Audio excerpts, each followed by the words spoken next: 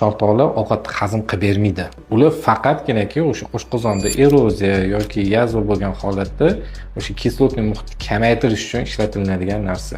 Gazirovka bo'lganligi sababli ozgina hazm qilish jarayoniga ta'sir qilishi mumkin. Asosan hazm jarayonida ishtirok etadigan narsa nima bu?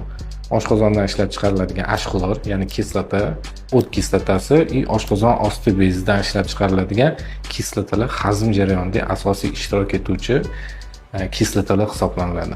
Ularni постоянный borjomiy bilan yoki chortoq bilan uni neytrallaveradigan bo'lsa, hazm jarayoni bo'lmaydi. Bu keyinchalik o'sha oshqozon bezini atrofiyaga, ya'ni kichrayib, o'zini faoliyatini bajara olmasligiga olib keladi. Sodali ichimliklar ichish bu har doim foyda olib keltirmaydi. Ichsa bo'ladi, kimlar oshqozonda eroziyasi bor yoki yazvasi bor, oshqozon kislotasi yuqori bo'lib yuradigan bemorlar ichib tursa bo'ladi. Uni doimiy ravishda emas. Yana bir bora ta'kidlayman, oshqozon hazm tizimiga chortoq, borjom yoki o'sha sodaviy ichimliklar foydasi yo'q.